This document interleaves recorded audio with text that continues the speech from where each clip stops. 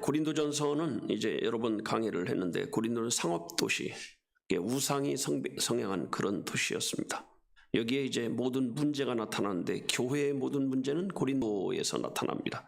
분파, 송사, 부도덕, 의식, 만찬, 영적 은사 이런 것이 다 나오는데 여기에 대해서 이제 고린도서를 통해서 바울이 교훈을 하고 있습니다. 부활절이 지났는데 왜 부활에 대해서 또 설교하나 이렇게 말씀하는데, 우리가 구원에 대해서 받는 구원이 있고 받아가는 구원이 있고 받아야 되는 구원이 있는데, 우리가 받는 구원에 대해서도 많이 말했고 받아가는 구원에 대해서 지난번에 성도의 성화를 통해서 말씀드렸고, 이제 받아야 되는 구원에 대해서도 우리가 7번쯤 이렇게 준비를 해놨는데 7번 언제 할지는 모르겠지만 하여튼 시간이 되는 대로 하는데, 지난주가 부활주일이었기 때문에 이번 주에 부활에 대해서 설교하는 게 더 좋겠다 이런 생각으로 말씀을 증거합니다. 부활절 지났는데 왜 부활 설교하나 이렇게 생각하지 마세요. 부활이 계속 우리가 증거해야 될 말씀인 줄로 믿습니다. 부활에 대해서 사람들이 궁금한 게 많습니다. 가끔 어떤 목회자들도 물어보는 분들이 많습니다. 부활 후에 어떻게 될 것이냐, 어떤 모습으로 어떻게 어떤 사람이 언제 부활할 것이냐, 이 문제에 대해서 궁금한 게 많습니다. 근데 이런 내용을 고린도전서 15장이 아주 자세하게 설명을 하고 있습니다. 그래서 고린도전서 15장을 잘 들으면 확실히 알고 눈을 뜨게 되는 거거든요. 부활에 대해서 안다는 게 참 중요한 거거든요. 그러니까 부활은 예수님 부활했다 이것도 끝나는 게 아니에요. 여기 중요한 건 우리도 부활한다는 거예요, 못한다는 거예요. 우리도 부활한다는 거, 이게 중요한 거거든요, 사실은. 그렇죠? 우리도 부활하지 못하면 뭐 우리 부활에 대해서 뭐 아무것도 아닌 거죠. 이 젊은 사람들은 이제 이게 별로 안 느껴지는 거예요. 앞으로 살 날이 많다고 생각하니까. 근데 나이를 먹을수록 이제 갈 날이 가깝다는 걸 알기 때문에 부활에 대해서 더 절실해지는 거거든요. 그래서 13절부터 부활에 대해서 쭉 말씀을 하고 있는데, 오늘은 이제 첫 번째로 이 7번 가운데 이제 부활의 의미부터 소개를 하고, 오늘 했다고 해서 계속 부활만 하는 건 아닙니다. 이렇게 생각하시고 오늘 또 하지만 또 다른 날 또 다른 때 하고, 부활절에는 이제 예수님 부활에 대한 것을 말하는 거고, 이제 오늘은 우리 부활에 대해서 알아보는 거예요. 이해가 되셨죠? 네. 어떤 분은 부활절 지났는데 뭔 또 부활에 대한 얘기를 해? 이렇게 생각할 수 있지만, 사실은 예수님 부활도 중요하지만 누구 부활도 중요한 거예요? 우리 부활이 중요한 거예요. 내 부활이 중요한 거예요. 우리 부활에 대해서도 이렇게 고린도서를 통해서 여러분들이 들어본 때가 별로 없어요. 부활, 예수님 부활은 많이 들었지만 우리 부활에 대해서는 들어본 바가 별로 없을 것 같아요. 그렇죠? 네, 그래서 이게 우리가 꼭 알아야 될 문제다 이렇게 생각하고, 제가 이제 신학계에서 강의를 하다 보니까 이걸 이제 궁금해하는 사람도 많고 그래서 이렇게 하는 겁니다. 첫째, 시작. 사람은 죽은 후에 부활이 있습니다. 부활이라는 건 죽은 후에 있다는 거죠. 첫째, 시작. 사람은 죽음으로 끝이 아니에요. 두 번째, 시작. 부활이란 죽었다가 다시 사는 거예요. 부활이 뭐냐? 죽었다가 다시 사는 게 부활이에요. 안 죽으면 부활이 있을까요, 없을까요? 없습니다. 세 번째, 시작. 죽음이 인생의 끝이 아닙니다. 여러분, 죽은 후에 부활이 있는 거예요. 죽은 후에. 죽었다 살아나는 게 부활인 거거든요. 그러니까 부활이 되려면 반드시 뭐가 이루어져야 돼요? 죽어야 되는 거예요. 죽지 않으면 부활할 수가 없습니다. 여러분, 많은 사람이 죽음으로 끝나지 않느냐 이렇게 생각합니다. 그러니까 사람이 죽음으로 끝나는 게 아니라는 거죠. 그래서 예수 믿기 전에는 한 번 죽으면 끝나는 것으로 우리가 알고 살았습니다. 그래서 우리가 그런 말 하죠. 야, 사람이 한 번 죽지 2번 죽냐 이런 말을 합니다. 그렇죠? 그러나 성경에는 한 번 죽는 사람도 있고 2번 죽는 사람도 있습니다. 여러분, 몇 번 죽으면 좋을 것 같아요? 한 번도 싫지 사실은. 한 번도 싫은데 2번까지 죽는다. 이건 참 불행한 일이죠. 여러분, 죽음이 끝이 아니라 반드시 죽은 후에는 부활이 있습니다. 죽음이라는 것은 새로운 세상의 세계의 시작과 같습니다. 그래서 부활에 대해서 정확히 알면 죽음이 그렇게 두려운 존재는 아니에요. 예수님이 뭐라 그랬어요? 나를 믿는 자는 죽어도 뭐 하겠고? 살겠고. 죽어도 살 텐데 뭐가 두렵겠어요? 여러분, 100세에 낳은 아들 이삭을 아브라함에게 바치라고 하니까 아브라함이 꺼리낌 없이 바쳤어요? 두려워했어요? 꺼리낌 없이 바쳤어요? 이 사람은 왜 꺼리낌 없이 바칠 수가 있어요? 이거 바치면 하나님이 다시 살린다는 그 믿음이 있으니까 바치는 거예요. 그 믿음 없으면 바쳐요? 못 바쳐요? 못 바치죠. 하나님, 차라리 나를 데려가세요. 나 살 만큼 살았습니다. 이렇게 할 거예요. 여러분, 사실 부모들이 된 분들이 아이들 아플 때 어떤 마음을 가져요? 차라리 누가 아픈 게 나아요? 내가 아픈 게 낫지. 내가 아픈 게 낫다는 생각을 하는 거예요. 자식이 아픈 걸 못 보는 거예요. 그래서 죽음 이후의 내세를 확실히 믿는 사람이 예수 믿는 사람이에요. 우리의 삶은 현세만 있는 것이 아니고 내세가 있습니다. 여러분, 모든 사람은 내세를 믿고 있는 거예요, 사실은. 근데 그 세계가 어떤 세계냐를 모른다는 거죠, 사실은. 그러니까 죽은 다음에 다른 세계가 있다는 것을 믿는 사람은 많은데 부활을 믿는 사람이 진짜 믿는 믿음이거든요. 그래서 예수님이 마태복음 10장 28절에 보면 이렇게 말씀하고 있습니다. 마태복음 10장 28절에 시작. 몸은 뭐해도 몸은 죽여도 하는 건 죽을 수 있다는 거죠. 근데 영혼은 능히 죽이지 못하는 자, 영혼은 죽을 수가 없다는 거예요. 영은 죽을 수가 없다는 거예요. 두려워 말고, 그 다음에 뭐라 하세요? 오직 몸과 영혼을 능히 지옥에 멸하시는 자를 두려워하라. 이 말씀이 중요한 거예요. 이 말씀 때문에 많은 순교자들이 나왔습니다. 로마의 콜레세움 경기장에 그 사람들을 다 채워놓고 기독교인들을 죽일 때, 그때 그 관중 가운데 있던 기독교인들이 나도 그리스도인이요 하고 뛰어든 사람들이 한두 명이 아니라고 합니다. 이거 뭐 제가 본 건 아닌데 역사의 기록에 그렇게 나오고 있습니다. 여러분, 보통은요, 사람이 죽게 생기면 죽으려고 그래요? 안 죽으려고 그래요? 안 죽으려고 그러는 거예요. 안 죽으려고 하는데 기독교인들은 그냥 자기 몸을 던지는 거예요. 그래서 찬송을 부르면서 당당히 죽어간 거거든요. 몸은 죽여도 영혼은 능히 죽이지 못하는 자를 두려워하지 말고. 우리가 영과 몸을 가지고 있습니다. 여러분, 그런데 구원받는 게 영일까요, 몸일까요? 영이 구원을 받았습니다. 그래서 몸의 구속을 기다리는 거거든요. 여러분, 몸이라는 건 인생이 언젠가는 반드시 뭐예요? 죽는 거예요. 그래서 몸은 죽여도 영혼은 능히 죽이지 못하는 자를 두려워 말고.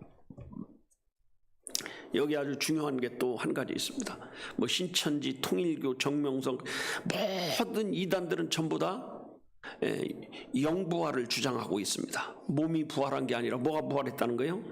영이 부활했다.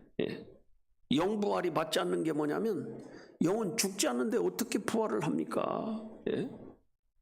영은요, 두 가지예요. 지옥에 가서 영원히 살든지 천국에 가서 영원히 살든지. 그래서 몸은 죽여도 영은 능히 죽이지 못하는 자를 두려워 말고. 여러분, 영은 죽어요, 못 죽어요? 못 죽어요. 원래 여기는 이제 영혼이라고 우리는 번역을 했는데 여기 영이라고 번역을 해야 맞거든요, 이게. 그러니까 이 순교하는 사람들이 니네가 내 몸은 죽여도 내 영은 못 죽인다 이렇게 생각하니까 당당했던 거거든요. 근데 영이 안 죽는데 영이 부활했다. 말이 돼야 안 돼요? 말이 안 되는 거예요. 부활은 죽어야 되는 거거든요. 그러니까 신천지 같은 데서 이제 뭘로 겁을 주냐면 영이 죽는다 겁을 주는 거거든요. 영은 죽지 않습니다. 여러분, 상담받는 사람들이 왜 저렇게 버텨요? 영이 죽는다고 가르치니까 무서운 거거든요. 죽는다는 말에 벌벌 떨고 있는 거거든요. 그러나 영은 죽는 게 기다 아니다? 아니에요.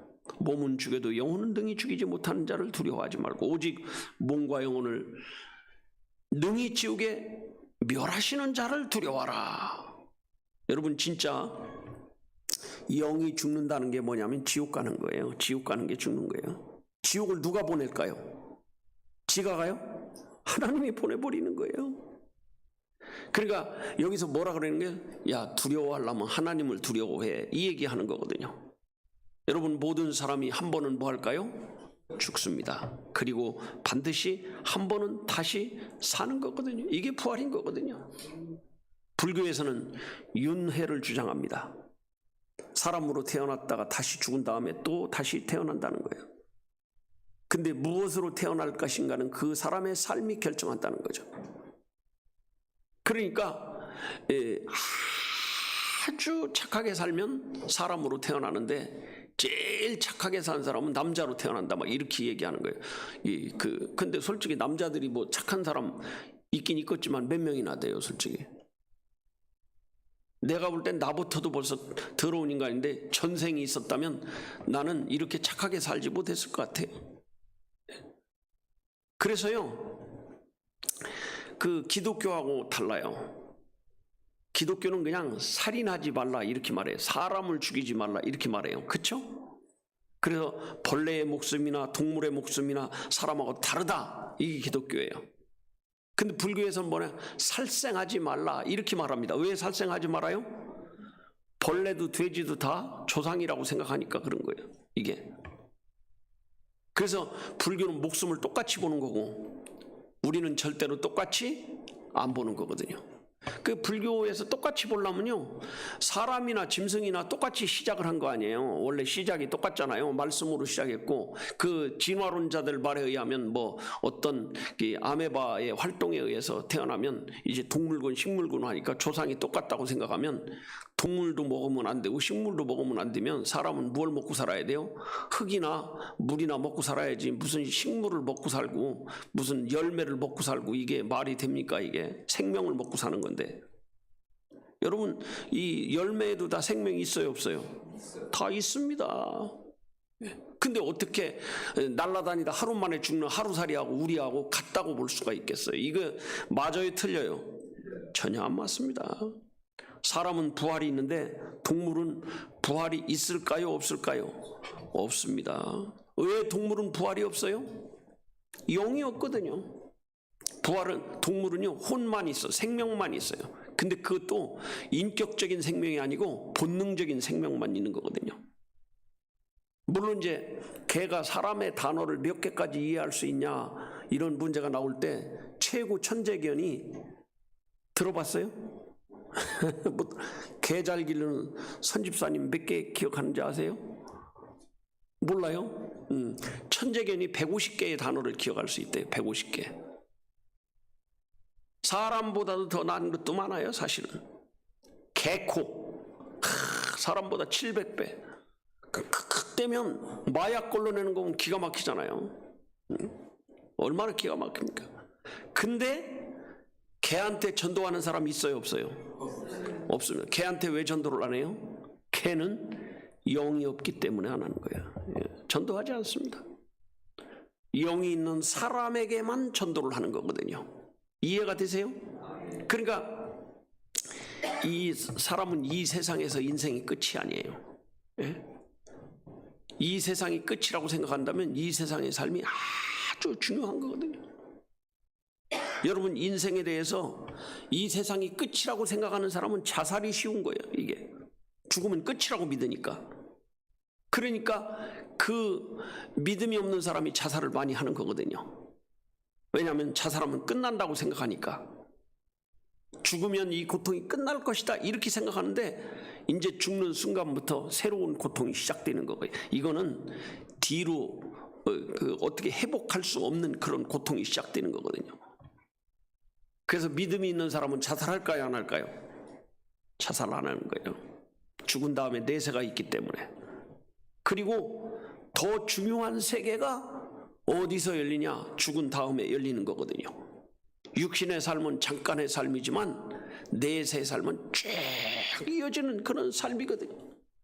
어떻게 보면 현세의 삶에서 내세를 준비하는 삶이다, 이렇게 생각하면 되는 거거든요. 이해가 되시죠? 네, 현재의 삶은 내세를 뭐하는 삶? 준비하는 삶이에요. 그 다음에 두 번째 떼지 한번 보세요. 두 번째 떼. 시작. 그리스도의 부활로 죽은 자의 부활이 증명되었습니다. 우리가 부활할 거냐 안 할 거냐 어떻게 알 수 있냐? 그리스도가 부활하심으로 말미암아 우리도 부활한다는 걸 증명했다는 거죠. 첫째, 시작. 부활이 없다면 그리스도도 부활하지 못했을 것입니다. 부활이 없다면 그리스도가 부활할 이유도 없고 부활할 수도 없어요. 두 번째, 시작. 예수님의 부활은 죽은 자의 부활을 예수님의 부활이 죽은 자가 부활한다는 것을 증명하는 것이에요. 세 번째, 시작. 죽은 자는 반드시 부활할 것입니다. 죽은 자가 부활하는 거예요. 살아있는 자가 부활하는 게 아니에요. 근데 죽었다가 살아나는 걸 본 사람이 있을까요, 없을까요? 이게 없는 거예요, 사실은. 2000년 전에 봤던 사람들 다 죽었고. 그럼 언제 부활할 것이냐? 언제 부활한다는 거예요? 재림 때 부활하는 거예요, 재림 때. 언제 죽었든지 아담 이후에 죽은 모든 사람이 이 부활을 할 때는 언제 한다는 거예요? 재림 때, 재림 때. 자, 고린도전서 15장 51절 한번 보겠습니다. 고린도전서 15장 51절입니다. 그 온풍기 좀 켜보세요. 시작. 보라, 내가 너희에게 비밀을 말하노니 우리가 다 잠잘 것이 아니요 마지막 나팔에 순식간에 호련이다. 마지막 나팔이 무슨 나팔이에요? 예수님 재림하는 나팔이에요. 마지막 나팔에 순식간에 호련이 다 뭐예요? 변화하리니. 순식간에. 이게 부활입니다. 이때까지 사람들은 부활을 못 보는 거예요. 그러니까 어떤 생각을 해요? 진짜 부활할까? 이거 헛꿈 있는 거 아니야? 이런 생각을 할 수도 있습니다. 여러분, 우리 부활의 근거가 뭐냐? 말씀입니다. 말씀. 말씀에 기록되어 있기 때문에 믿는 거거든요. 근데 그 말씀에 기록된 것을 실제로 증명하신 분이 누구냐? 예수 그리스도의 부활입니다. 예수님이 죽었다가 부활하심으로 우리도 예수님처럼 부활할 것을 믿게 되는 거거든요. 그리고 예수님이 부활한 다음에 하늘로 승천을 하셨습니다. 그래서 그걸 보고 이제 뭐라고 해요? 우리도 이제 부활하겠구나 믿는 거거든요. 부활을 증명하신 분이 예수 그리스도인 줄로 믿습니다. 수많은 이단 교주들 가짜들이요, 자기가 말해놓고 증명을 못합니다. 신천지가 안 죽는다고 그렇게 말을 많이 하는데 강사, 집화장, 교인들 계속 죽습니다. 그러니까 이제 죽을 때마다 보통 사람 죽으면 그냥 놔두는데 집화장이 죽고 그러니까 뭐라 그래요? 믿음 없어서 죽었다. 여러분, 안 죽는 거를 증명하려면 누가 증명해야 되냐? 이만희가 증명해야 돼요. 근데 이만희가 지금 96세인데요. 이 사람 곧 죽을 것 같이 보이거든요. 근데 이만희가 갈수록 점점 젊어져. 그리고 54세에 시작했는데 지금 보니까 한 20대로 돌아갔어. 그러면은 누가 믿지 말라고 해도 다 신천지 갈 거야 아마. 그쵸? 근데 96세가 되고 나니까 폭삭 늙어가지고 며칠 못 살 것 같거든요. 그리고 이 사람이 죽으면요, 안 죽는다는 교리가 거짓되는 게 다 드러난 거예요. 요즘에도 신천지 상담을 하며 느끼는 게 뭐냐면 참 지독한 교다, 지독한 교. 저렇게 사기꾼 교주가 늙어서 죽어가고 있는데도 안 죽는다고 믿고 있어요. 그 어느 날 갑자기 늙다가 그냥 확 변해버린다고 믿고 있더라니까요. 그게 원래는 이만희가 그렇게 주장한 게 아니라 박태선이가 그렇게 주장했거든요. 전도관 교주가 그렇게 주장하다가 결핵 걸려 죽었대잖아요. 결핵이라 해야 되잖아요. 예. 그러니까 전도관은 어떻게 다 무너져 버렸습니다. 여러분, 만약에 예수님이 부활 안 했다면 기독교는 없는 거예요, 사실은. 기독교가 어떻게 생겼습니까? 예수님이 부활하고 난 다음에 제자들이 그 부활하신 예수님을 만나고 나서 아 진짜다, 우리도 부활한다, 이렇게 생각한 거예요. 그래서 기독교가 생긴 거거든요. 자, 고린도전서 15장 13절을 현대어 번역으로 한번 보여줘 보세요. 현대어 번역으로. 시작. 만일 죽은 자의 부활이 없다면 그리스도께서도 아직도 죽은 상태로 계셔야 할 것이 아닙니까? 부활이 없다면 거짓말이에요, 거짓말. 무덤에 그냥 죽은 상태로 있어야 돼. 뼈라도 있어야 되는 거예요. 근데 예수님이 부활하심으로 우리 부활을 증명하신 겁니다. 여러분, 그 유명한 공자도 죽어서 묘가 있고 소크라테도 죽어가지고 어디 죽었는지도 몰라요. 언제 죽어가지고 어떻게 됐는지도 몰라요. 그 유명한 이슬람 교도들이면 마음에 또 메카에 이 무덤이 있습니다. 메카 어디에 지금? 사우디아라비아잖아요, 사우디아라비아. 그래서 지금 사우디에는 그 마호메트 묘를 가지고 있으니까 자기들이 진짜라고 하고, 이란은 자기들이 진짜라고 하고, 그래서 시아파, 수니파 하는 거예요. 그래서 이란은 그 시아파, 또 사우디는 수니파, 그 파가 있는 거예요, 파가 있는 거예요. 예. 여러분, 예수님만이 빈 무덤으로 우리의 부활을 증명해주고 있습니다. 성도가 살면서 가장 확실한 소망이 부활 소망이에요. 부활이라는 건 새로운 몸을 받는 거거든요. 그래서 부활이 구원의 완성이라고 하는 거예요. 부활의 완성, 구원의 완성. 여러분, 지금 우리가 영혼 구원받았다 하더라도 구원받기 전이나 구원받은 후나 변화가 있어요, 없어요? 없습니다. 몸이 구원받아야 구원받은 변화가 보이는 거지, 영이 구원받아가지고는 변화가 보이지 않습니다. 바람 불면 바람 맞아야 되고, 비 오면 비 맞아야 되고. 엊그제 비 펄펄 쏟아지는데, 주님, 제가 믿는 사람이잖아요. 아, 우산 안 갖고 왔어요. 저 믿는 사람이에요. 그러면 저만 싹 피해가지고 비가 갈까요? 때리는 비 똑같이 맞습니다. 네. 현재의 몸은 이런 거예요. 구원 받은 사람이나 안 받은 사람이나 차이가 없는 거예요. 그래서 안 믿는 사람들이 믿는 사람을 비웃는 거예요. 아이고, 저 부활을 믿어요, 이렇게. 왜냐하면 안 보이니까. 예? 그리고 현재의 몸이라는 건요, 하나씩 하나씩 고장이 납니다. 저도 나이를 얼마 안 먹었는데도 병원에 가서 조사해 보면 멀쩡해도 고장난 게 많더라고요. 검사해 보면 다 나오는 거예요. 예? 예전 눈이 그렇게 잘 보였는데 지금은 책을 조금만 봐도 눈이 아픈 거예요, 이게. 여러분, 몸이라는 거 한 번 지나가면 다시 젊어질 수가 없습니다. 그래서 이제 방법은 뭐냐? 폐차시키는 거예요. 폐차시키고 다른 차를 사는 거와 같은 거예요. 이게 부활의 소망이에요.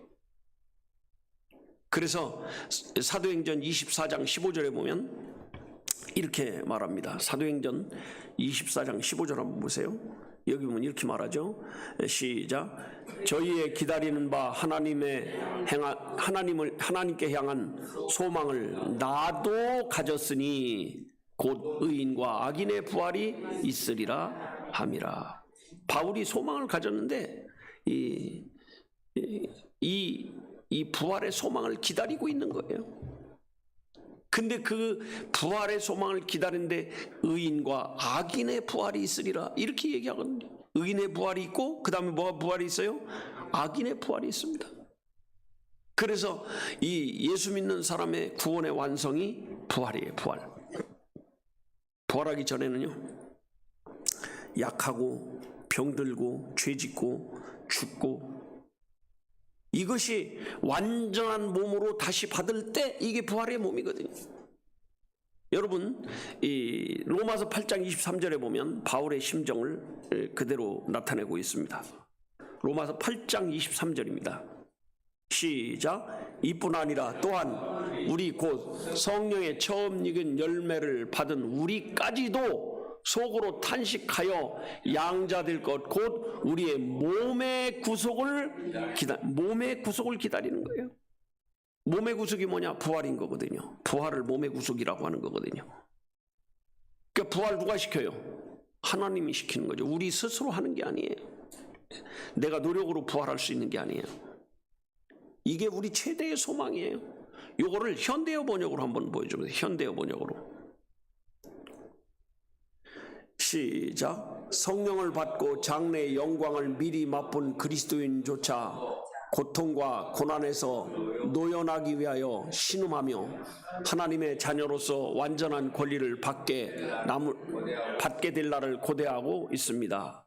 그날에는 하나님께서 우리에게 약속하신 대로 두 번 다시 병에 걸리지도 않고 죽지도 않을 새 몸을 주실 것입니다. 여러분, 이 헌자동차의 가장 큰 문제점이 뭐예요? 고장 나는 거거든요. 새 자동차의 가장 좋은 점이 뭐예요? 고장이 안 나는 거거든요. 우리도 자동차도 새 차가 좋아요? 헌차가 좋아요? 다른 건 다 좋은데 자동차는 새 차가 좋은 거예요. 뭐든지 새 것이 좋은 거예요, 사실은. 그 새로운 몸을 기다리고 있는 게 부활을 기다리는 거거든요. 우리의 최대의 소망인 줄로 믿습니다. 그 다음 세 번째. 시작. 그리스도 안에서, 어디에서요? 그리스도 안에서 부활했습니다. 첫째, 시작. 죽은 자의 부활은 몇 가지요? 두 가지가. 죽은 자가 부활하는데 두 가지 부활이 있다는 거예요. 첫째, 시작. 두 번째, 시작. 모든 성도는 그리스도 안에서의, 그리스도 안에서 부활이, 그리스도 밖에서 부활이 아니에요. 세 번째, 시작. 어떤 할 것이냐, 이게 중요한 거죠. 그래서 부활은 그리스도 안에서의 부활입니다. 이 부활이 두 가지예요. 믿는 사람의 부활과 그 다음에 또 하나는 안 믿는 사람의 부활입니다. 그래서 믿는 사람의 부활을 생명의 부활이라고 그러고 안 믿는 사람의 부활을 심판의 부활이다, 이렇게 얘기하는 거거든요. 믿는 사람의 부활을 첫째 부활이라고 하고 안 믿는 사람의 부활을 둘째 부활이라고 합니다. 왜냐하면 믿는 사람 먼저 부활하고 안 믿는 사람도 부활하기 때문에 첫째 부활, 둘째 부활 이걸 하는 거거든요. 그래서 예수님이 뭐라고 말씀하셨냐면 요한복음 5장 28절 29절을 한번 보겠습니다. 요한복음 5장 28, 29절 시작. 이를 기이 여기지 말라. 무덤 속에 있는 자가 다 그의 음성을 들을 때가 오나니. 무덤 속에 있다는 말이 무슨 얘기냐면 뭐 땅 파고 묻었다 이 얘기가 아니에요. 다 없어진 상태를 말하는 거죠. 장례 치른 다음에는 전부 다 무덤 속으로 보는 거예요. 있는 자가 다 그의 음성을 뭐예요? 들을 때가 오나니. 그 다음 절에 보면 이렇게 말하죠. 시작. 선한 일을 행한 자는 생명의 부활로, 악한 일을 행한 자는 심판의 부활로 나오리라. 그 두 가지, 하나는 생명의 부활, 하나는 심판의 부활. 이걸 현대어 번역으로 한번 보여줘 보세요. 28절 29절을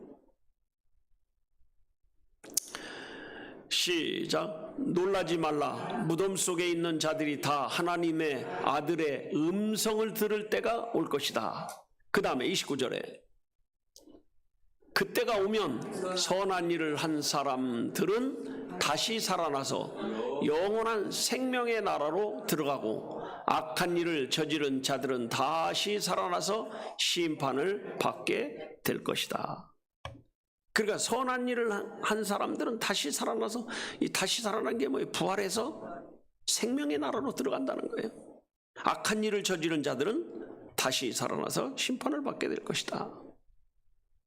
그래서 의인과 악인의 부활이 있습니다. 의인의 부활은 구원받은 사람의 생명의 부활, 악인의 부활은 구원받지 못한 심판의 부활입니다. 그래서 이제 여기서 한 가지 또 짚고 넘어가야 될 것이 뭐냐면, 선한 일을 해야 구원받는 거구나, 이렇게 생각할 수가 있거든요. 그래서 이 말씀 때문에 행위주의자들, 율법주의자들이 아주 이 말씀을 아주 자기들의 교리로 가르치고 있습니다. 예. 사도행전 24장 15절에 말씀이 나오는데 그것도 한번 보겠습니다. 그것도 봐야 되겠네. 시작. 저의 기다리는 바 하나님께 하는 소망을 나도 가졌으니 의인과 악인의 부활이 있으리라 함이니라. 그래서요, 요한복음 5장 29절 때문에요, 이 모든 그 율법주의자들이 생기는 거예요. 이게 좋은 일 해야 구원받는다. 여러분, 좋은 일, 착한 일을 성경에서 말하는 선한 일이라는 게 예수 믿는 걸 선한 것이고, 악한 일이 뭐냐? 예수 안 믿는 거거든요. 그러니까 다른 걸 아무리 잘해도 예수 안 믿으면 지옥 가는 거예요. 다른 걸 아무리 잘못했어도 예수 믿으면 천국 가는 거거든요. 이해가 되시죠? 아멘. 그래서 세상에 살 동안 가장 악한 일이 뭐냐? 예수 안 믿는 거예요. 다른 거 아무리 잘해도 안 믿으면 지옥 가는 거예요. 가장 선한 일이 뭐냐? 예수 믿는 거예요. 여러분, 우리가 예수를 믿는다는 건 가장 선한 일을 했다는 거예요. 무슨 일을 한 거예요? 천국 갈 일을 한 거예요. 천국 갈 일. 예수 믿는다는 건 무슨 일을 한 거예요? 천국 갈 일을 한 거예요. 예수 안 믿는 일보다 더 악한 일은 세상에 없습니다. 하나님의 아들이 이 땅에 오셔서 인간의 몸을 입고 와서 인간을 대신해서 죄를 지고 십자가에 못 박혀 죽었다가 부활한 거거든요. 그래서 그거 믿으면 죄를 씻어줬는데, 아이고 난 그런 거 못 믿어야. 이거보다 더 큰 그 악은 없습니다. 그래서 예수 믿는 사람은 심판이 없고 생명의 부활을 하는 거고, 예수 안 믿는 사람들은 심판받고 지옥 가는 거거든요. 생명의 부활에 대해서 자세하게 설명하는 성경 구절이 요한계시록 20장 12, 13절이거든요. 자, 한번 보겠습니다. 12절 먼저 보겠습니다. 시작. 또 내가 보니 죽은 자들이 물은 대소하고 그 보좌 앞에 섰는데 책들이 펴있고 또 다른 책이 펴졌으니 곧 생명책이라. 죽은 자들이 자기 행위를 따라 책들에 기록된 대로 심판을 받으니. 그러니까 생명책은 한 권밖에 없어요. 근데 죄를 기록하는 책은 쭉 있는데 한 사람 앞에 한 권씩 있는 거예요. 이해가 되시죠? 근데 생명책에 이름이 올라간 사람은 그 죄의 책 한 권 자체가 없어져 버리는 거거든요. 그리고 이제 무슨 책이 생기냐? 기념될 만한 일을 기록하는 기념책이 생기는 거거든요. 기념책에 대해서 이제 나중에 또 말씀드리겠습니다. 말라기에 나오니까. 그 다음에 13절에 보면 이렇게 말씀하죠. 시작. 바다가 그 가운데서 죽은 자들을 내어주고 또 사망과 음보도 그 가운데서 죽은 자들을 내어주매 각 사람이 자기의 행위대로 심판을 받고. 그러니까 행위대로 뭘 해요? 심판을 받는 거예요. 근데 여긴 각 사람의 행위대로 심판을 받고 하는데, 죽은 자들을 뭐해요? 내줬다고, 부활했다고나 내줬다고 말해요. 심판한데 내줬다 이거예요. 안 믿는 사람들은 부활을 뭐라 그래요? 심판한데 내줬다 이렇게 얘기합니다. 이 사람이 왜 다시 살아났어요? 심판받기 위해 살아난 거예요. 그래서 그러잖아요. 모든 학자들도, 성경을 연구하는 연구가들도 그렇게 하잖아요. 그러면 그 산자와 죽은 믿는 자와 안 믿는 자의 부활이 어떻게 다를 거냐? 믿는 자는 새로운 몸을 받는데 안 믿는 자는 자기 있던 몸 그대로 살아날 것이다. 있던 몸처럼 살아날 것이다. 근데 이제 끔찍한 게 뭐냐면, 암 걸려가지고 고통당하던 사람들이 암 때문에 죽었잖아요. 고통당하다 죽었는데 그 몸으로 살아난다 그러면 얼마나 끔찍합니까? 그렇죠? 이게 궁금한 거거든요, 사실은. 예.